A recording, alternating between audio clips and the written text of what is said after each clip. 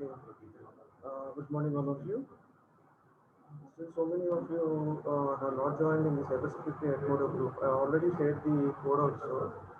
So those who did not join the group, join after the class immediately. I already shared the syllabus and the old question papers regarding cybersecurity.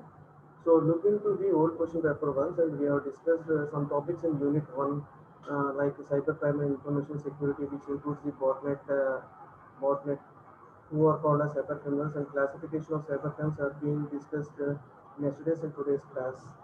So as I said, these four are very important topics in Unit 1. These four. The definitions of cybercrime and cybersecurity, and we have discussed another seven definitions. So followed by cybercrime and relation with the information security, and who are called as cybercriminals, and classification of cybercrimes. Okay. So after the class, look into the old question paper. First of all, who did not join the Edmodo group, I suggest them to join the group at the earliest after the class. Okay.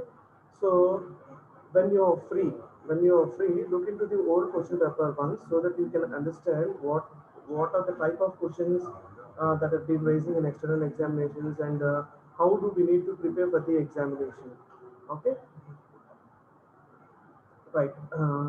In yesterday's class, we have discussed about the classification of cybercrimes is been done in five categories, where the first one is cybercrime against individual, second one is cybercrime against property, third one cybercrime against organization, fourth one cybercrime against society, and the last one crimes emanating from Usenet news group. Right. So yesterday we have discussed about this one, cybercrime against an individual. Cybercrimes are against an individual.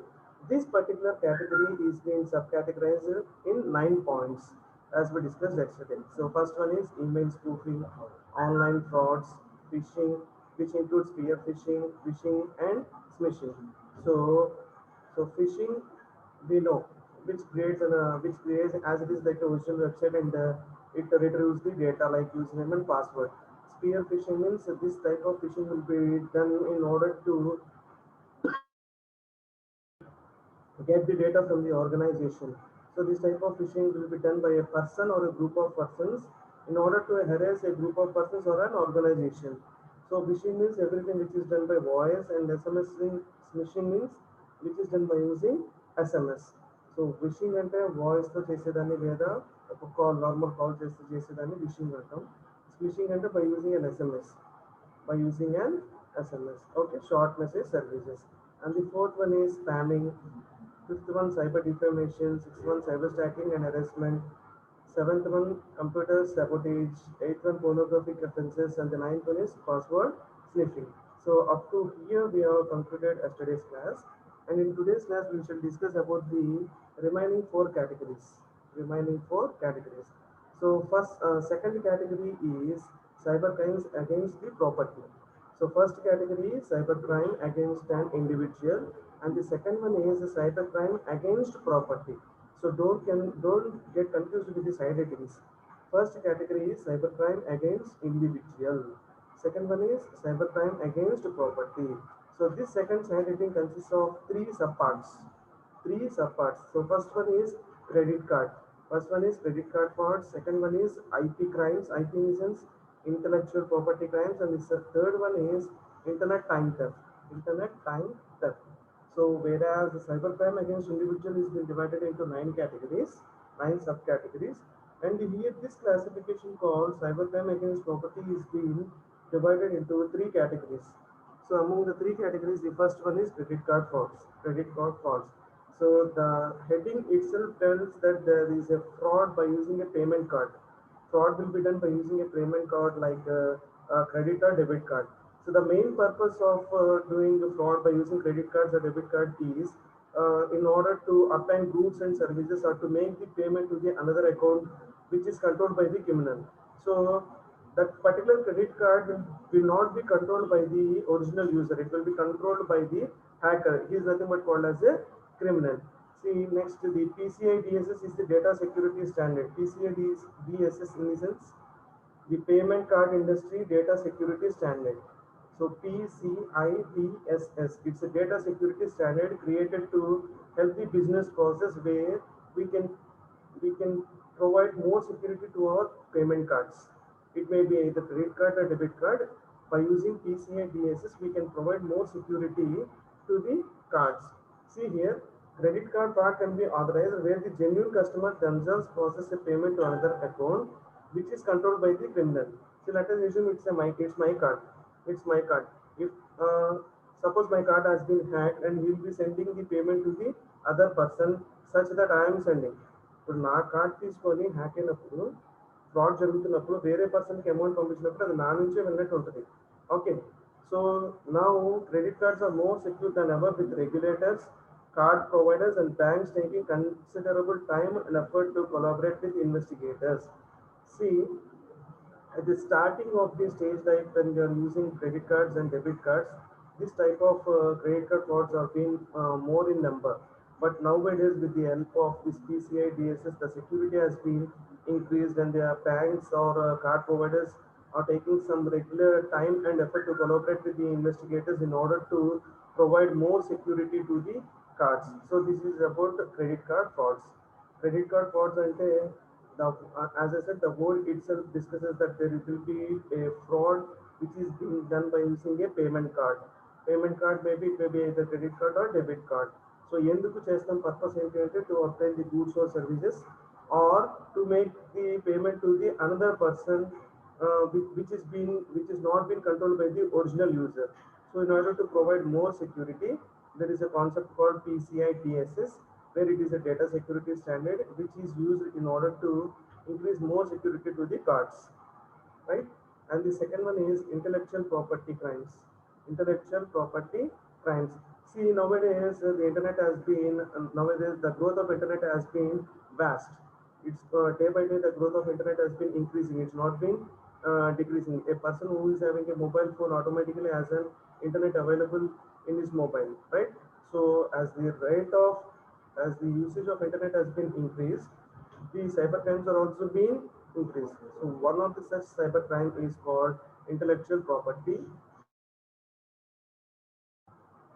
So cyber theft means here cyber theft of IP. IP means intellectual property. Cyber theft of IP means stealing of copyrights, software piracy, trade secrets, patents, etc. Suppose if a website has been created, that particular website has a copyrights, a software piracy, where it restricts for the viruses and where it protects from the hackers or trade secrets or patents, etc. using internet and computers. So here, intellectual property crime in the sense the crime will not be done by using any mail or any SMS or by any phone call or by any credit cards or debit cards.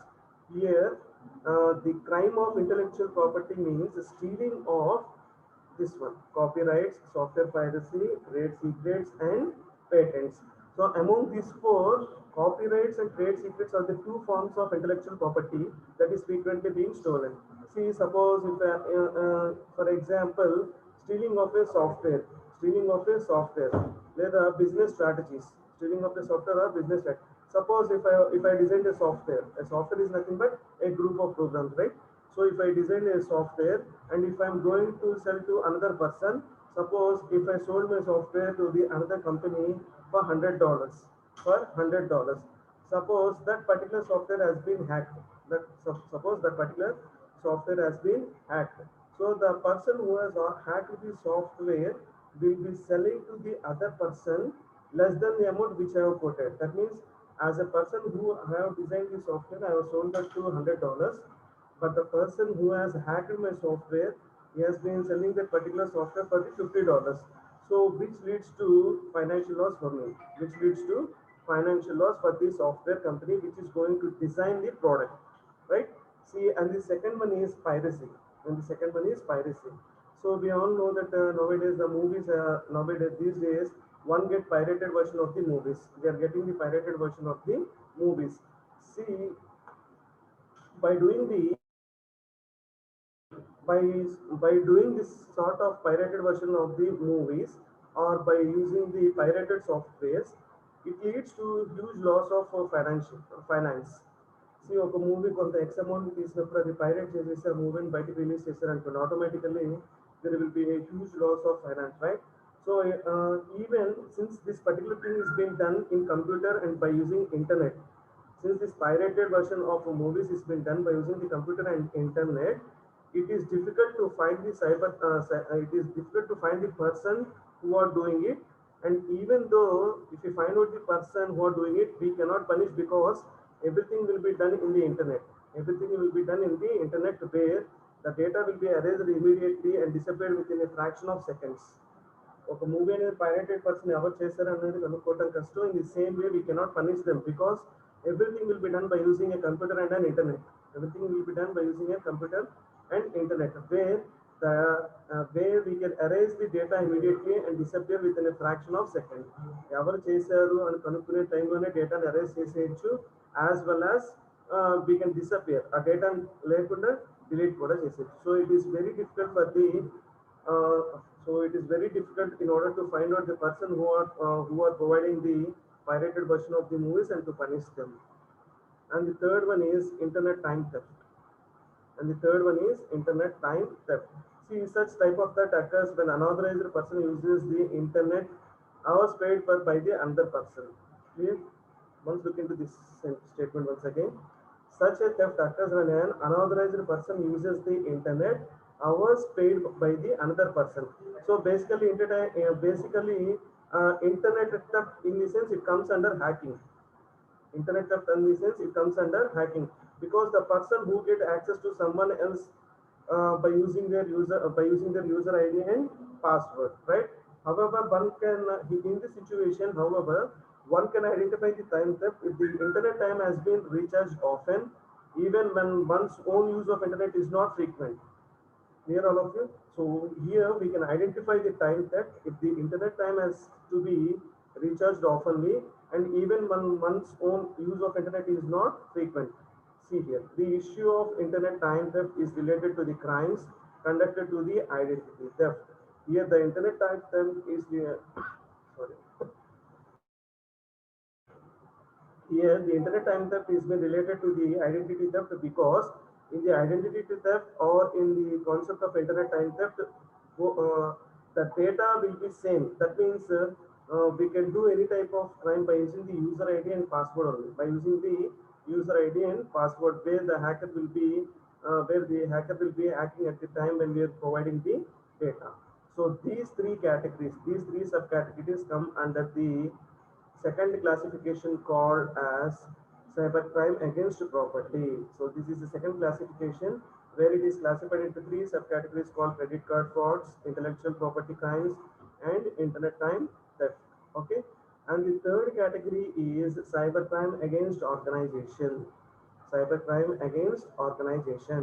So this third category is being subcategorized into 13 subcategories. The subcategory cybercrime against organization is being subcategorized into 13. So what are those 13? Let us look into each and every subcategory. So the first one is unauthorized accessing of computer. Unauthorized accessing of computer. So unauthorized accessing of computer means the person who is going to access the computer is not an authorized person. He is not the owner of the computer or he is not the authorized person to use the computer. So how can this be done? How can this be done? మన computer ని unauthorised person access చేస్తున్నాడు అంటే ఎలా జరుగుతుంది? This is called as one sort of hacking. Where hacking is a punishable offense or it's a crime. So unauthorized computer access, probably referred to as hacking, it defines a criminal action whereby someone uses the computer knowingly to gain access or to gain the information or to gain the data without the permission. So unauthorized accessing of computer అనేది ఒక hacking లో ఒక part అంటున్నాం. So where hacking is nothing but A punishable offence. So unauthorised computer access hacking అని ఎందుకు అంటున్నాం అంటే ఒక జెన్యూన్ పర్సన్ కి తెలియకుండా ఒక అనాథరైజ్డ్ పర్సన్ ఆ సిస్టమ్ లో ఉన్న డేటాని యాక్సెస్ చేసుకుంటే లేదా డేటాని యూజ్ చేసుకుని ఏదైనా గెయిన్ చేసుకుంటే without the permission of the original user, without the permission of the actual authorized person, then it comes under unauthorized accessing of a computer. unauthorized accessing of a computer, right? This is the first subcategory in cybercrime against the organization. And the second category is password sniffing. Password sniffing.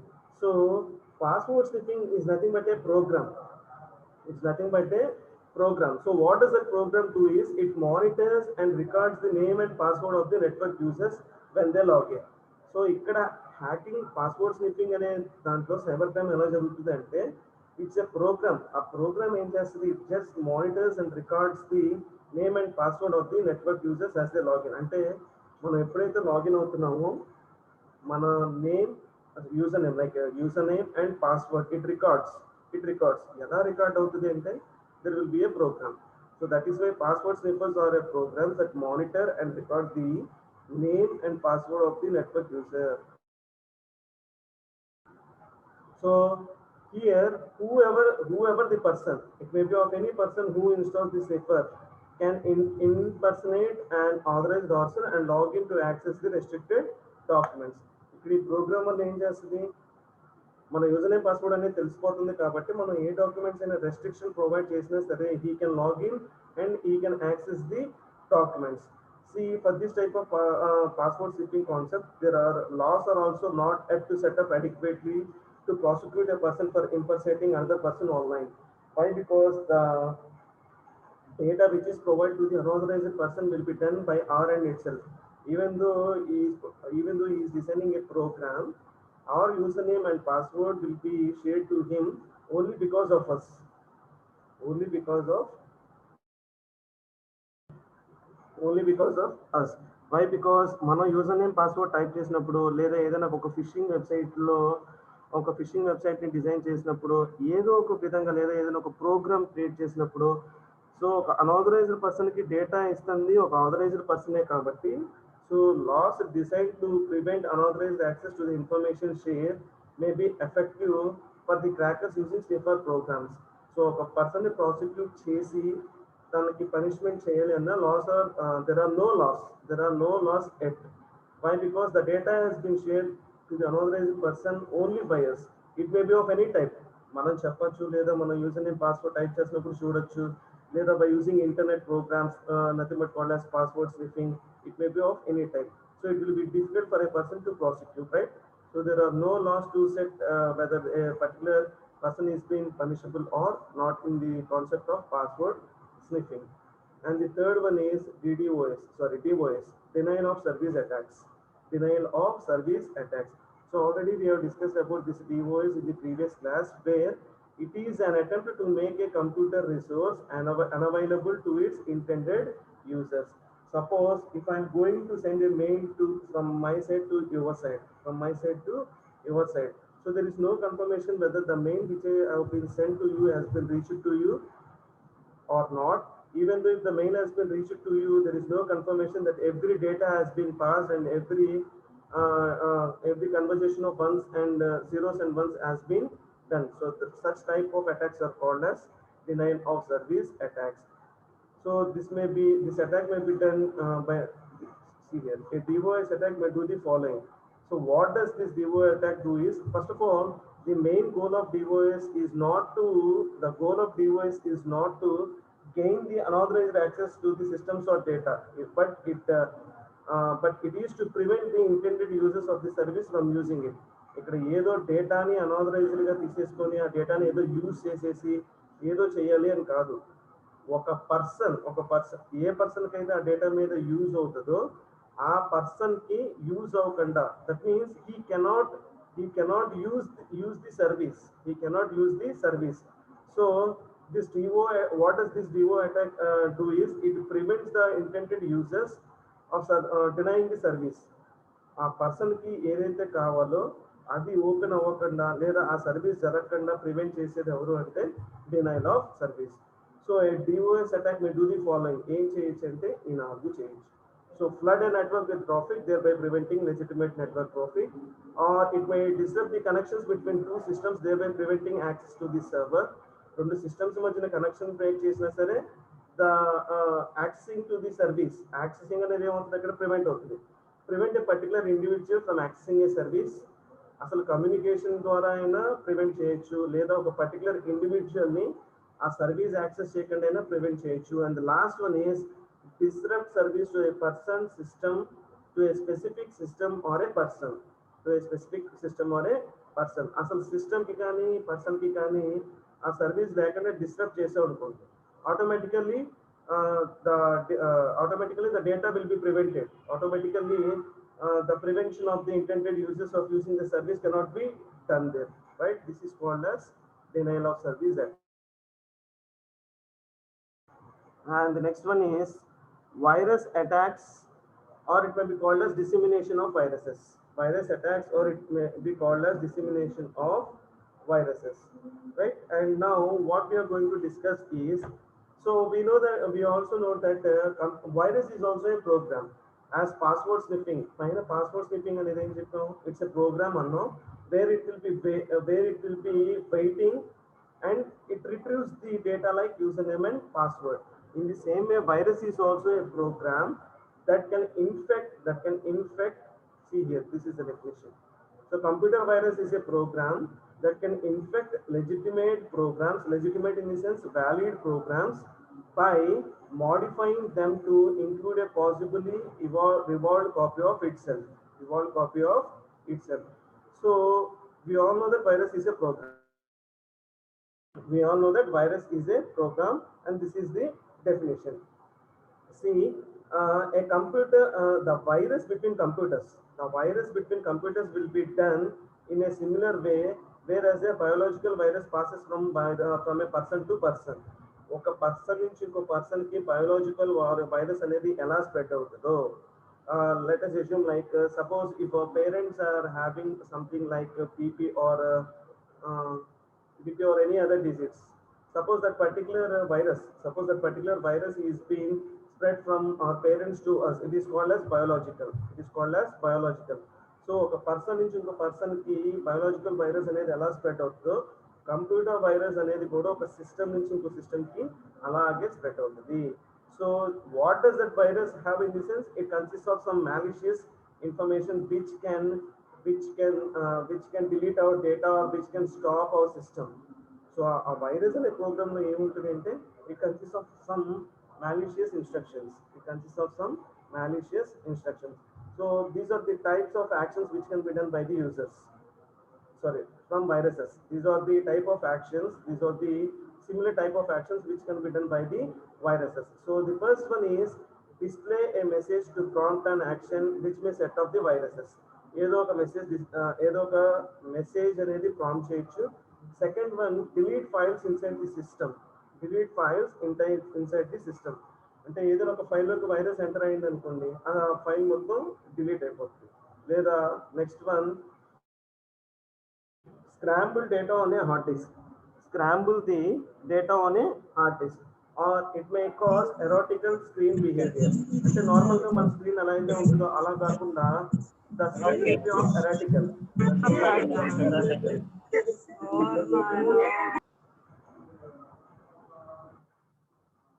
So before listening to the class, everyone make sure that you will be muting your audio.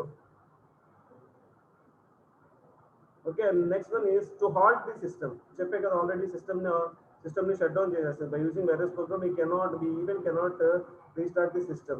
And the last one is just replicate themselves to propagate further harm. In order to create further harm, మనకు జరిగే harm కాకుండా virus అనేది మన system లో ఎక్కువ రోజులు ఉండే కొద్దీ it can further propagate more harm. This is called as viruses, right? And the next one is email bombing or mail bombs. See, email bombing in the sense, all of you know that there is an app nowadays where we can send n number of messages to one's mobile. There is an app, I think so, it's called as a Bombit app. So what is the procedure there is, if you give a mobile number and if you set the number of messages, we can send n number of messages to that mobile number to disturb that particular mobile user.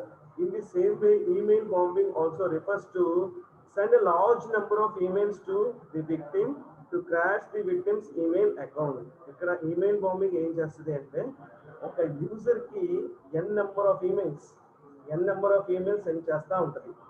ఎంతవరకు send చేస్తుంది అంటే ఆ email account అనేది crash అయ్యేంత వరకు కూడా it sends the emails in large numbers. So computer program can be written to instruct a computer to do such tasks on a repeated basis.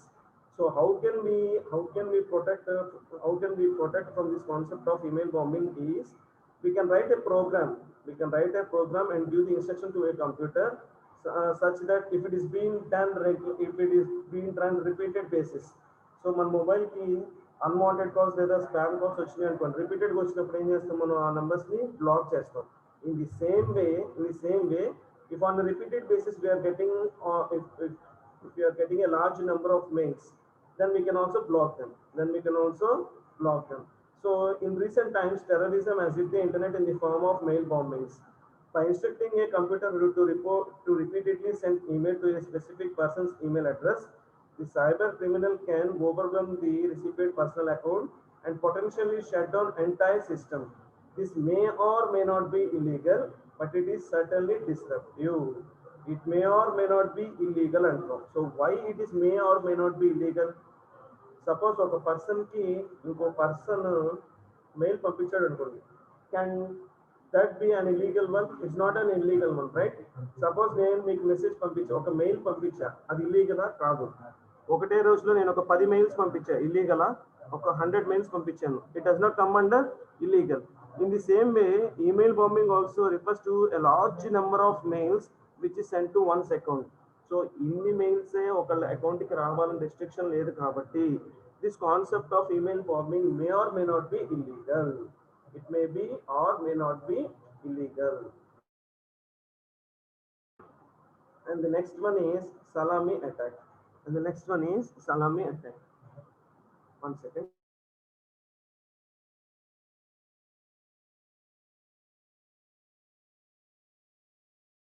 And the next one is salami attack. It is called as a salami technique also. So in this 21 subcategories, the most important attack is called salami attack. The most important attack among these 21 is salami attack. So these attacks are used for committing financial crimes. So ఈ particular attacks అనేది ఎందుకు జరుగుతుంది అంటే ఏదో డేటాను తీసేసుకొని పక్కన వాళ్ళు యూజ్ అవ్వకుండా చేయాలి, అలా కాదు. The main aim of salami attack is to gain financial financially.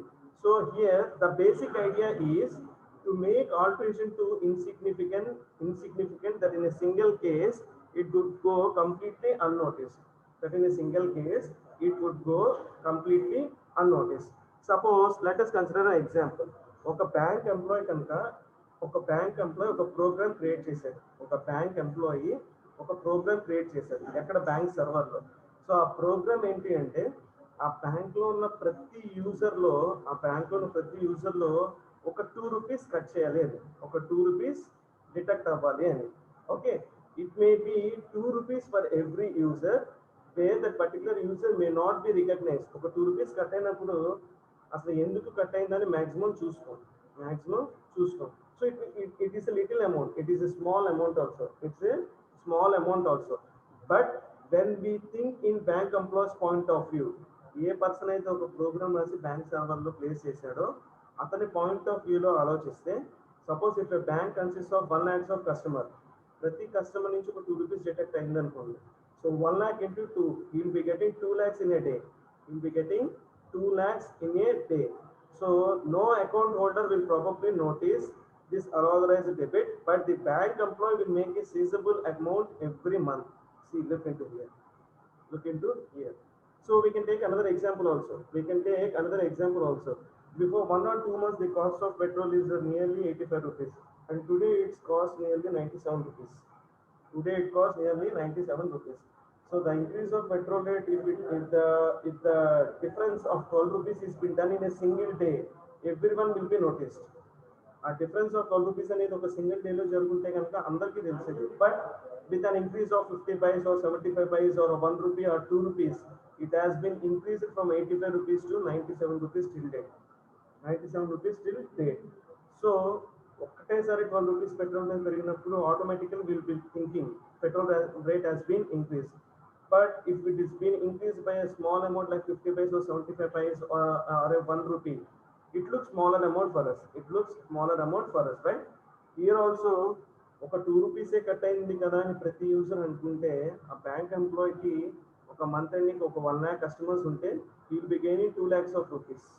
He will be gaining 2 lakhs of rupees, which is more than his salary. This is called as Salome attack. Okay, and the next one is logic bomb, and the next thing is logic bomb. So it is a piece of malicious code. It is a piece of malicious code. So malicious code is nothing but a harmful code. Harmful code.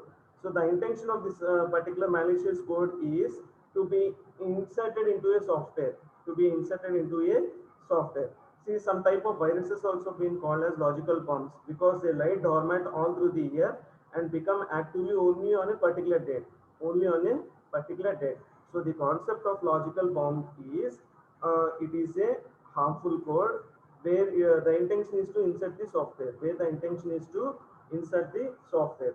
So logical bombs అనేది కూడా viruses కింద మాట్లాడొచ్చు ఎందుకంటే throughout the year they will be in sleeping mode. Throughout the year they will be in sleeping mode, and at one particular date, this particular logic bomb will be activated. So virus అనేది ప్రతిసారి మన system లో ఉన్న లేదా like year లో ఏదో ఒకసారి activate అయినా the loss is a loss. The loss is a loss. ఏదో ఒకసారి యాక్టివేట్ అయ్యి మొత్తం డేటా పోయింది అనుకోండి, ఇట్స్ a loss. లేదా రెగ్యులర్ గా మన సిస్టమ్ లో వైరస్ ఉంది డేటా పోయింది అనుకోండి, so a loss is always a loss, right? So this concept of logic bomb is also being considered, or it also being termed as a virus. And the next one is Trojan horse. And the next one is Trojan horse. So a Trojan horse, or a Trojan for short, is termed used to describe malware that appears to the user to perform a desirable function, but in fact facilitates unauthorized access to the user's computer system. So a Trojan horse is also a malware. Is also a malware. అంటే ఏదో హామ్ జరుగుతుంది అనేది, ఏదో హామ్ జరుగుతుంది అనేది ఎవరికి? To the person to perform A desirable function. A person who is going to perform a desirable function, but it facilitates unauthorized access to the user's computer system. ఇక్కడ access అనేది పెర్ఫార్మ్ చేయడానికి ఆథరైజ్డ్ గా జరుగుతుందా అంటే no, everything will be done in unauthorized way. Everything will be done in unauthorized way. So this is called as a Trojan horse. So a Trojan horse is also a malware, or it's a harmful program which is done by using unauthorized access to the user's computer system. And the next one is data diddling. And the next one is data diddling. Data diddling in the sense data cheating. Data diddling in the sense it's nothing but data cheating. So this attack involves alterating in the sense changing. Alterating in the sense changing. Suppose if I kept a data called this is information technology department, so that if the data has been altered అంటే change అనేది, this is information technology department అని పెట్టినప్పుడు this is CSC department కింద change అయింది అనుకోండి, it is called as an alteration. It's called as an alteration. So this type of data cheating attack involves altering raw data just before it is processed by a computer and then changing it back after the processing is completed. ఎప్పుడైతే system usage కోసం తీసుకుంటుందో అప్పుడు alter చేసి okay file చూసేసాం అయిపోయింది అని close చేసే టైంలో మళ్ళీ సేమ్ డేటాని రిట్రీవ్ చేసేదాన్ని డేటా చీటింగ్ అంటాం. Clear? So little to this statement, a data diddling is nothing but a data cheating. This type of attack involves altering raw data just before it is processed by a computer and then changing it back after the processing is being completed. After the processing is being completed, right? This is called as data diddling. And the next one is news group spam or crimes emanating from the Usenet news group. So this is also one sort of spamming. This is also one sort of spamming. Actually, this word called spam is being taken by EMP. EMP in the sense excessive multiple posting. Excessive multiple posting. Okay. See, the advent of Google groups and it is large Usenet archive has made Usenet more attractive to spammers than ever. So ఇప్పుడు మనం ఏదైనా ఒక restriction పెట్టామనుకోండి, suppose if you can send only 10 mails, if you can send only 10 mails. Previously మనం కొంత డేటాని internet use చేస్తూ ఉంటే అంటే ఇంట్రెస్ట్ చూపించాము. Suddenly, Geo came into existence and he has given unlimited data to the use. Automatically, ప్రతి ఒక్కరి మొబైల్లో ఇంటర్నెట్ అనేది జరుగుతుంది. ఆటోమేటికల్లీ ప్రతి ఒక్కరి మొబైల్లో ఇంటర్నెట్ అనేది ఉంది. So in the same way, if we are providing to send n number of messages to the others mail, n number of messages to the others mail, automatically it will be attractive for the spammers. It will be attractive for the hackers to send the spam messages. నేను ఎప్పుడైతే 10 మెసేజ్లు పంపించగలను restriction పెట్టానో hackers ఏం చేస్తారు only 10 messages పంపించగలరు only 10 messages పంపించగలరు but when there is no limit to this particular sending of messages spam messages then it will be very attractive thing for the hackers to send the spam messages, right? This is nothing but a news group spam. And the 11th one is industrial spying or industrial espionage. So spying is not limited to government corporations like governments. Often spy is an enemy. Often spy is an enemy. So here the internet and the privately network system provide new and better opportunities for this concept called espionage. For this concept called espionage. So normal గా మనం spy అంటే చూసారా spy అనే దానికి a meaning వస్తుందో in the same way the particular meaning refers to here also. So here the cyber spies rarely live behind a trail. Industrial spying is not new. Industrial spying and a concept it's not a new. See the use of internet to issue this is probably as old as internet itself. As old as internet itself. So internet అనేది ఎప్పటి నుంచి అయితే ఉందో this concept of industrial spying is also available there so spying in the sense ఇప్పుడు suppose ఒక 2 industries ఉన్నాయనుకో latest consider 2 industries A and B A అనే industry B అనే ఇండస్ట్రీ ఏం చేస్తుంది ఎంత ప్రాఫిట్ పొందుతుంది ఎంత లాస్ అవుతుంది అసలు వాళ్ళు ప్రిపేర్ చేసే ఐటమ్స్ ఏంటి వాళ్ళు చేసే ప్రతి వర్క్ని కూడా చెక్ చేస్తూ ఉంటే it's called as spying.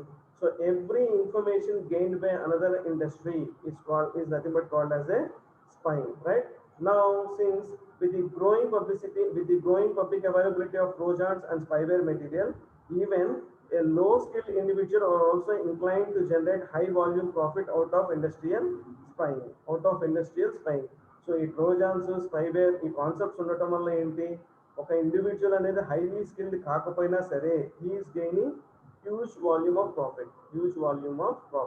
So that comes under industrial spying. And the 12th one is computer network intrusions. So these crackers who are often misnamed hackers can break into computer system from anywhere in the world and steal data, and they can send the viruses or create backdoors, and they can insert Trojan horses or change the usernames and password. ఇక్కడ ఏం జరుగుతుంది network intrusion ద్వారా ఒక hacker అనేవాడు ఒక కంప్యూటర్లో వచ్చి ఎక్కడి నుంచి అయినా సరే suppose let's think I'm an hacker so you all guys are in several places right I'm in one place even though we are in different places I can enter into your system where I can steal the data, where I can insert viruses in your system, where I can create the backdoors, where I can insert Trojan horses, or even I can change the username and passwords of your network also. So this is an illegal one. This type of network intrusion is an illegal one. Okay. So now currently the laws are limited and many intrusions are going to be undetected. The current laws are limited and many intrusions are going to be undetected. Next, the cracker can bypass existing password protection by creating a program to capture the login IDs and password. In order to అంటే ఇలా జరగకుండా ఉండాలి అంటే computer network ఇంట్రూషన్స్ అనేది జరగకుండా ఉండాలి అంటే ఏదో లాస్ ఏదో లీగల్ గా ఫార్వర్డ్ అయ్యే దానికన్నా it is better for a person to keep a strong password ఒక పాస్వర్డ్ కనుక ఈజీగా కాకుండా స్ట్రాంగ్ గా పెట్టుకున్నాం అనుకోండి it is the better way to stop this type of network intrusions. Clear? And the last one is software piracy. So we all of us know what is a piracy. Right? So the theft of a software is nothing but a piracy. See here, as the theft of software through the illegal copying of genuine programs or counterfeiting and distribution of products intended to pass for the original. So original program ni దొంగతనం చేసి అది illegal గా use చేస్తే కనుక it is nothing but called as a software piracy. It is nothing but called as a software piracy. Clear all of you? So here there are many examples. There are many examples. So some of the example are end user copying, or like hard disk loading with illicit means, or like counterfeiting, or it may be like illegal download from the internet, or like it from the illegal download from the internet. So end user copying or hard disk loading with the illicit means, or counterfeiting, or illegal download from the internet. These all comes under the concept called as a software piracy. Clear? So these are the 13 subcategories which are being discussed in the third category called as cybercrime against organization. Cybercrime against the organization. So the first category consists of 9 subcategories. The second category consists of 3 subcategories. And the third subcategory consists of 13 subcategories. 13 subcategories. Clear? And the fourth subcategory is cybercrime against society. Cybercrime against the society. Here the cybercrime is done against the society. This particular category is been subcategorized into 3 concepts, where the first one is forgery, second one is cyber terrorism, and the last one is webjacking. First one is forgery, second one is cyber terrorism, and the last one is webjacking. Clear? These 3 categories comes under cybercrime against the society. So these side headings may be difficult for you to remember. It may be confused. So better write the side headings on a paper and make sure which subcategory is being categorized into a special category. అంటే ఇప్పుడు cyber crime against సొసైటీలో ఎవరు ఉండాలి? Forgery, cyber terrorism and web jacking. Don't involve the concept of forgery in cyber crime against an individual. ఇప్పుడు forgery అనేది cyber crime against an individual అవ్వదు ఇక్కడ. It comes under the society. So forgery in the sense, nowadays we can see that there is a counterfeit currency notes or postage. Best example of this forgery is ఎవరికైతే BTech అవ్వలేదో వాళ్ళు ఏం చేస్తారు, ఒక forgery certificate అనేది create చేసుకొని by using some sort of amount ఒక fake mark sheet అనేది create చేసుకుంటారు. ఒక ఫేక్ మార్క్ షీట్ క్రియేట్ చేసుకొని వాళ్ళకి డిగ్రీ అయిపోయిందని చెప్తారు. So that is nothing but A forgery. Actually this type of forgery ఎలా జరుగుతుంది అంటే by using sophisticated computers or printers and scanners. So normal scanners లేదా normal printers లేదా normal computers చేయలేరు. కొన్ని sophisticated, so any computer or printer or scanning which is having some extraordinary features can do this type of forgery. So చెప్పే కదా, one of the best example is if a student has taken a fake mark sheet, ఒక fake mark sheet తన degree mark sheet కూడా create చేసుకున్నాడు అనుకోండి by spending some money, it is called as a forgery. And the next thing is cyber terrorism. Actually this word itself is a controversial term. The cyber terrorism is the concept of cyber terrorism also is the usage of internet to conduct violent acts that result in loss of life or significant bodily harm in order to achieve political or ideological gain. Terrorism అనేది ఎందుకు వాడుతున్నాం ఇక్కడ అంటే, so cyber in the sense we are going to use the computer and internet, we all know that. So terrorism అనే word ఎందుకు వాడుతున్నాం అంటే, the effect which is done by cyber, అంటే ఒక ఇంటర్నెట్ ఒక కంప్యూటర్ని యూజ్ చేసుకొని ఒక డిసడ్వాంటేజ్ కనుక ఎక్కువ జరిగితే then it is called as cyber terrorism. Suppose ఒక కార్డ్ థెఫ్ట్ చేసి ఏదైనా యాక్సెస్ చేశారనుకోండి, అక్కడ ఏమవుతుంది, only our money will be detected. But if more than that particular harm, అంటే suppose it leads to loss of life or something like bodily harm. So ఈ విధంగా ఏదైనా జరిగితే కనుక those comes under cyber terrorism, right? And the last one is webjacking. So webjacking occurs when someone forcefully takes control of a website. Thus, the first stage of this crime involves password sniffing. అంటే ఏమంటాడు ఇందాక, it's a programme.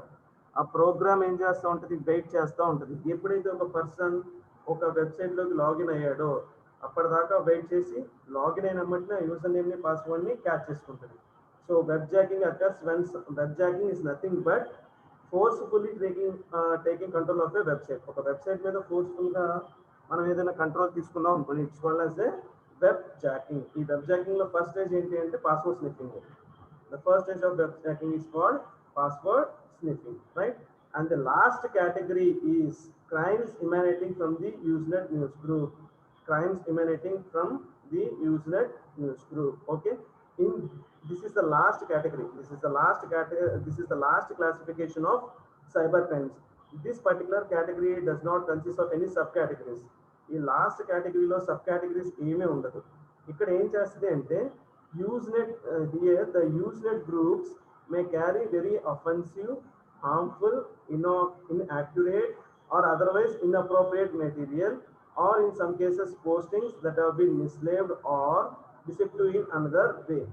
ఇక్కడ జరిగేది కూడా ఏం జరుగుతుంది, something that is to be done harmfully, something that is to do. So ఇది ఏం క్యారీ చేస్తాయంటే something like harmful programs or which are like offensive things or which is not in accurate which is not accurate things or not an accurate appropriate material, or in sometimes some posting of messages to the mails in the same way, etc. So Usenet is a popular means of sharing and distributing information. This is a popular means of sharing and distributing the information on the World Wide Web. See here, this type of mechanism can share the information from many to many manner. Many to many, one to many, one to one కాదు, one to many కాదు, ఒకరి నుంచి ఒకరికి కాదు, ఒకరి నుంచి చాలా మందికి కాదు, చాలా మంది నుంచి చాలా మందికి ఇన్ఫర్మేషన్ అనేది షేర్ చేయగలరు. So the news groups are spread across 30,000 different topics. 30,000 different topics. So in this last category, what you need to remember is what does this use group carry? ఈ యూజ్నెట్ గ్రూప్స్ అనేది ఏం carry చేస్తుంది అనేది తెలుసుకోవాలి. And the second one is this Usenet is used for sharing and distribution of the information. Sharing and distribution of the information. ఆ sharing అనేది ఎలా జరుగుతుంది అన్నాం, వన్ టు వన్ కాదు, వన్ టు మెనీ కాదు. That sharing will be done to many manner. For example ఇక్కడ last point ఏంటి, the news groups are spread over 30,000 different topics. So this concludes the topic called classification of cyber crimes. ఈ topic అనేది నిన్న start చేసాం, ఇవాళ end అయింది. So as we discuss this concept consist of five categories and every category is being divided into sub categories except the last one. Clear all of you? This is called this concept is very important. If you look into the old question papers which I have posted in the Edmodo, you can understand why I am telling that, why I am pressing and telling that repeated times that this topic is important one. Simple గా ఏం చేస్తారంటే ఏదో ఒక 4 sub categories ని explain the following అని ఇచ్చేస్తారు. Explain the following అని ఇస్తారు. So such an important question is this topic. Clear all of you? So we shall conclude the class now and we shall continue the next topic in another class. Thank you all.